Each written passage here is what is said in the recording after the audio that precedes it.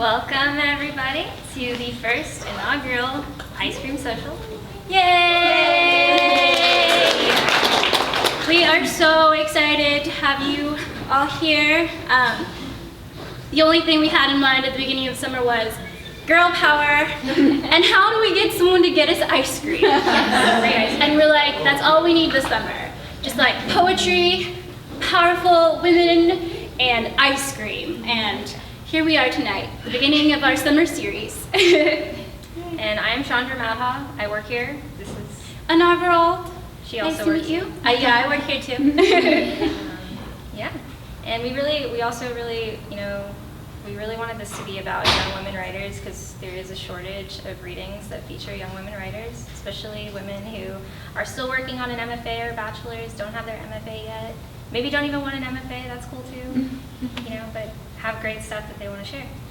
Yeah, and I strongly believe that oral cultures and just having a setting for people to be able to speak openly and share their work is so important. And it's important to feature minorities, and it's important to feature women, and what a better place to do that than an independent store. So we're so happy to have Malvern Books as a place to host something like this. So please keep supporting your local businesses, your local stores, your independent writers in any way you can. So that's one way of coming out here and sharing your work and hanging out. That's a great way to start out doing that thing. So after the reading is over, we're also going to have an open mic, and y'all can get some more ice cream. And I think we should introduce our first reader. Yeah, our very first reader. Oh my gosh. So I met her when I was taking a course with Joe Hoppy at ACC down the street. So I'm so happy to feature her tonight. Her name is Alana Torrez, and she's a former spy and currently glamorous world-traveling poet that is cleverly disguised as a bespectacled office worker. Come on out. Hi, thanks for coming, and I want to say thanks to Annar and the rest of the Malvern staff for putting this together. It's awesome. And thanks to my fellow classmates, lady poets, who decided to come as well. Okay, this first one is called Ego. We wake the monster as accident always, incantation unwitting but right.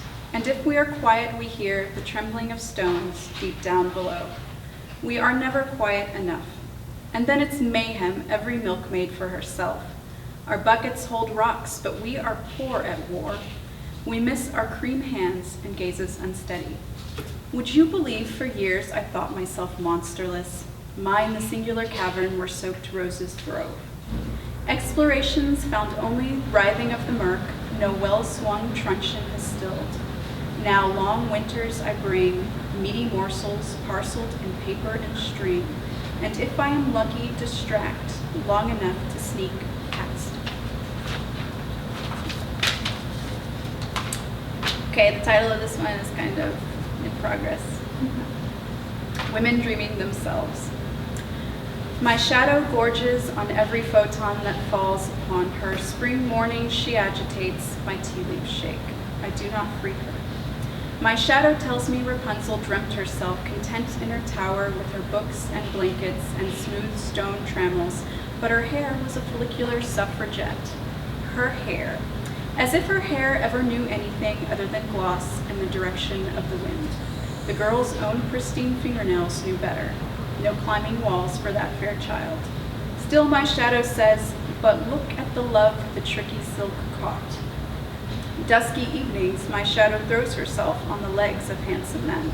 Excuse her, I say as I step back. Onward she lunges. At night we are close again and she is warm against me. At light I awake and she wants the world.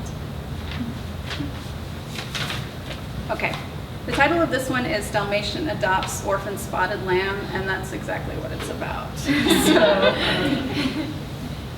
here, take wet warmth, make warmer, empty still. Empty the whole moon over again. Can nothing smell the need? Do the job, gather like with like, or take unlike from like. No other thing under the moon can smell the need, do the job, smell and feel of rain. The grass is full like friend before, Salt spills dark gray on straw, and something new and warm moves in the air. Something in a like pattern, not mine but needful, and nothing takes it from me.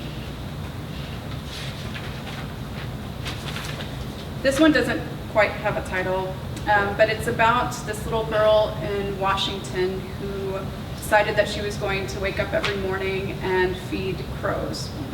And the crows decided that they were going to start bringing her items in return. And the neighbors were not especially happy about it. Little Druid, what news of crows? Bodies of smudged soot and gross squawks crowd the court. Burnt roots of burnt stem feet meet water, hematite eyes, weigh, pity. Our need to kiss with petal blunt lips, our dainty feet crumbling in the feral city streets. Here a mystery reciprocity. Buttons beg for separation, pebbles are petulant, but viridescent screws and pearlish hearts shine with deliberation. And you, Hachiko earnest, always there. Others cannot love them, cannot love the twin spreading round the eyes that threatens to turn us into them, such loss of control. Neighbors decry the growing darkness, complain, shit rains. This was called Americans at a Dacha. Sometimes the sky must envy the ground, the way things root. It takes such desperate measures, the fog, the dew. And if this is true, the fog a crescendo, then the rest of it too. You and I there, so new, more goblins than men, engulfing raspberries plump as swallow hearts until the morning light startled. The courtly yellow flowers snapped fans and sang, we are yours, let us kiss the bright gem as it drifts and know our namesake. But we could not rise fast enough, our hands and mouths red, pink, and frothing. Okay, this is a poem about Wolverine, so hopefully you guys know that character.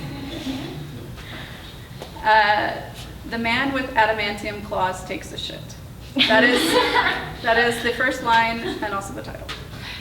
Man with adamantium claws takes a shit and believes in the grace of aberrations.